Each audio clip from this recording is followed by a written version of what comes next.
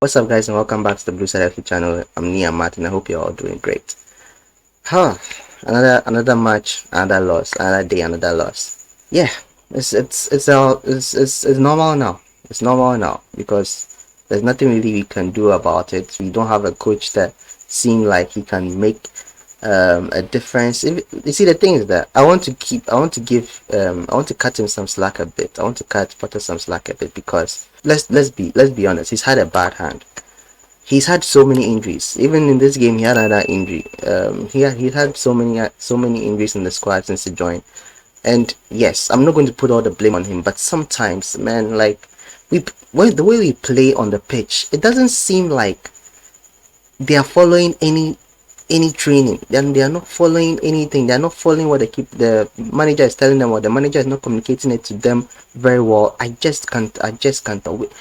We have players on the pitch that are capable of beating this Fulham team. This Fulham team, they've been very, very good in this season. They've been very, very good this season, and it was weird to me in the beginning when the game started. The commentator was saying that Fulham needs 4 points. They are 4 points away from the top 4, and it was weird to me hearing that because this is Chelsea versus Fulham, and no disrespect to Fulham. Like I said, Fulham, they are the better team this season, but this is Chelsea versus Fulham, and Fulham were the ones being talked about as being 4 points behind the top 4 position, not Chelsea.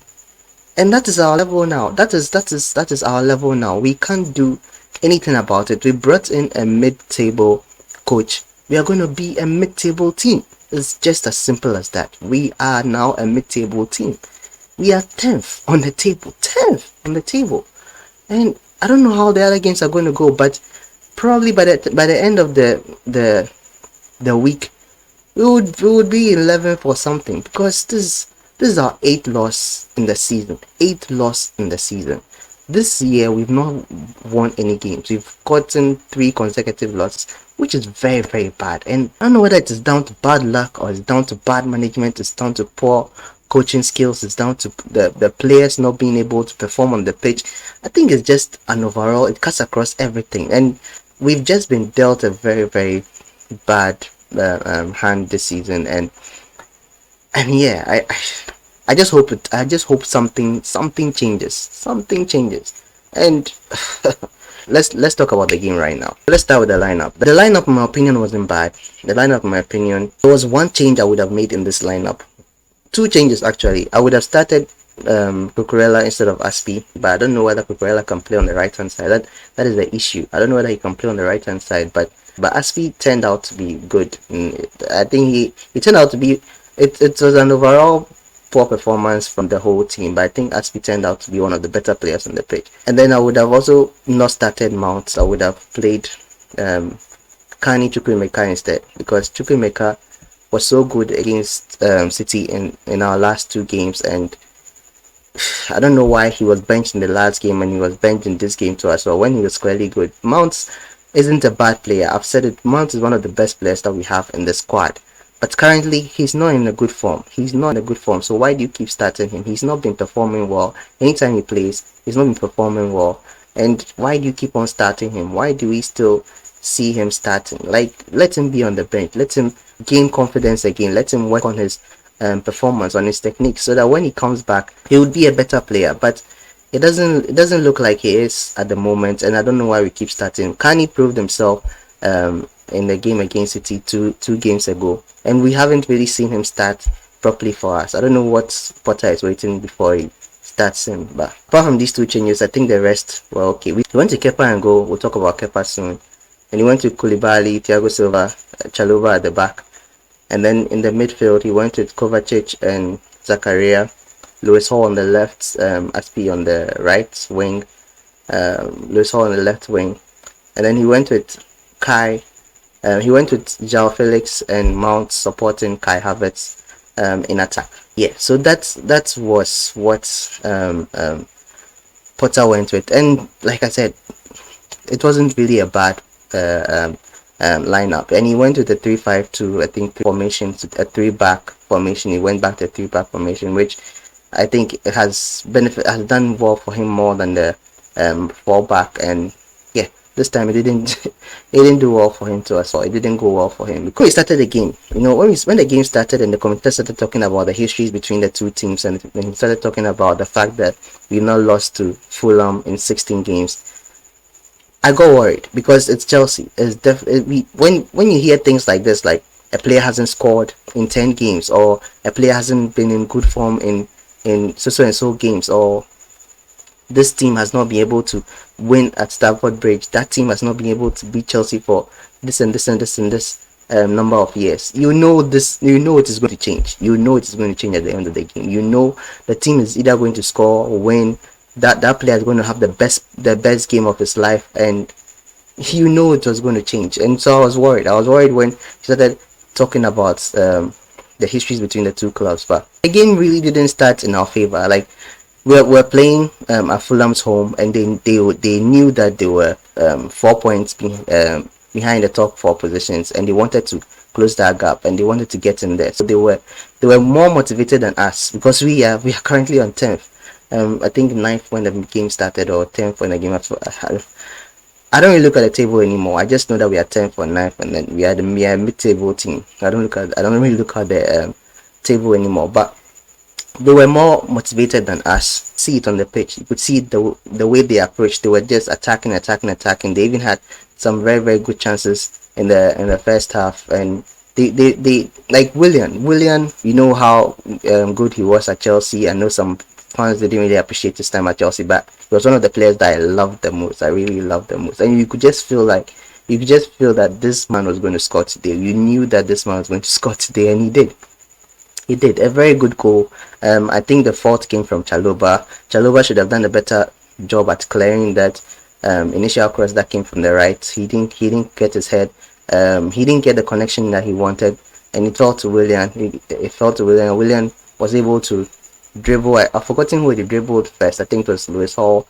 Dribbled Lewis Hall first, and then he took the shot, and it deflected off Chalobah, and it beat Kepa, and he scored. And yeah, he didn't celebrate. Of course, he didn't celebrate. And he said it before the game that he's going to play his best for Fulham. If he scores, he's not going to celebrate, because he still respects the club. He still respects Chelsea, and he still loves the fans. So for that, it was good. I even heard some of the Chelsea fans chanting and singing the Willian song, and it was nice. It was nice to hear that song being sung again. And I think when it was going off too, they also chanted his name. I mean, yes, the club is playing badly, and Willian scored against us, but he didn't disrespect the Chelsea fans. And I think even throughout the whole game, he played very well. He was one of the best players for Fulham, and he respected the Chelsea fans. So I don't really mind when the Chelsea fans are chanting his name or not. But he scored. He was the one who scored the Fulham goal, and he took the lead for Fulham. And then let's talk about Joao Felix. Joao Felix got a debut start. He was signed like 2 days ago or so, and joined the squad, and he got a start for Chelsea. He was ready to go, and I think he was one of the better players in the first half. He honestly was better players in the first half. The thing that I didn't get was why our players were not finding him. Mount, Havertz, Kovacic. I think Zakaria was trying to find him at times, but I think Mount, Kovacic, Havertz especially the second half, he had like 2 chances to feed him through, and he didn't. I don't know why he didn't do that. Havertz hasn't really been in good form since the World Cup, and he has, even before the World Cup, he was so shaky, and after the World Cup, he's just been poor. Him together with Mount, they've just been really, really poor. And in this game, he played a full 90, but I really didn't see what he offered to the team. And there were some chances that I felt like we'd have taken a shot. He passed the ball, and I don't know about Havertz anymore. I know that Havertz he's a very good player. On a good day, he can turn up. He turns up for Germany. He has turned up for us before. And yes, people are tired of hearing the fact that he scored a Champions League winning goal. But it was a Champions League winning goal, and he scored it, and he gave us our second Champions League trophy. Don't ever forget that. Don't ever disregard that, because of him, we now have a second Champions League trophy. And so I don't think people should just disregard that at all. He is a good player. We know he's a good player. He just lost the form. He just lost the confidence. I don't know whether the I don't know what is happening with him, but I just hope that whatever it is that is happening to him and the other players in this team, it should turn for the better very, very soon. It should turn for the better very, very soon, because we are in a slump, a big, big slump, and we need to make some changes very, very soon. So the second half started, and then we were able to take the lead early. We took the game to them. We got a free kick. Mount did very, very well. Mount's effort was very, very good. It was a shame that he didn't score, but it ricocheted off the post, and then Koulibaly was able to put it in. Was able to put it in to level it up. And the effort was very, very good from Mount, because he was able to catch the keeper off guard. The keeper was on the right hand side, and everybody thought Mount was going to cross, and he targeted the left hand side of the goal, and he almost scored, but he hit the left post, and yeah, Koulibaly was there to slot it in. So we were back on track, but Fulham came back into the game again, and then Zakaria gets injured, another player going out injured. So that makes how many, 11 or 12 players out injured. For me personally, I don't think all these injuries is something normal. I feel like somebody somewhere in our medical staff isn't doing their job. Somebody or a group of people in our medical staff isn't doing their job. They are not monitoring these players very, very well. They are not training these players very, very well. They are not treating these players very, very well. So it makes them very, very weak. They play for a while, and then they get injured. They come back, they get injured again, go back to recover. And it's so bad. Granted, Zakaria doesn't really have the best history when it comes to injuries. He was injury prone when he was at Juventus. He's a very, very good player, but he was injury prone when he was at Juventus. But when he came to Chelsea, he hasn't really had any injuries until today, and it was unfortunate to see him go off. And he knew that it was a hamstring again. Another player gone off by a hamstring injury, and it was sad. It was very, very sad. And then after that, to make matters worse, Joao Felix goes and gets a red card. His tackle definitely deserved a red card. It was a 2-foot challenge, and his foot was a little bit high and just connected directly with the shin of Tete, the Fulham player, and it was a deserved red card. There's nothing you could say about it. There's no defending. I didn't see any Chelsea fans defending it on Twitter, because it was a bad tackle, and yeah, he deserved to be sent off. But that's not the debut that we wanted to see. We wanted him to score a goal, and it looked like he was going to score, because he was the one who took, I think, our first shot on target. And then Lewis Hall too also had a shot in the first half where I thought he could have scored. Lewis Hall is such a good player, but his problem has always been finishing. If he works on his finishing and he starts scoring for Chelsea, I'm sure he would get so many goals for Chelsea. He would be that kind of Chilwell, Alonso kind of player that we want to see, left wing back that we want to see. But his finishing is just so poor. He just lacks composure in front of goal, and I don't know. He just needs to work on it. So that chance came, and he wasn't able to score. And Joao Felix also got a couple of chances, a couple of shots a goal that I thought he could have scored, but it wasn't meant to be, and he got a red card, and he was sent off. And then they kept pressuring us. After the red card, they kept pressuring us. They kept attacking, and then their goal came. And then their goal came from a cross from the right hand side, and Kepa was in no man's land. I don't know what Kepa was doing. Kepa wasn't able to read the ball. He was off his line, and he was chasing.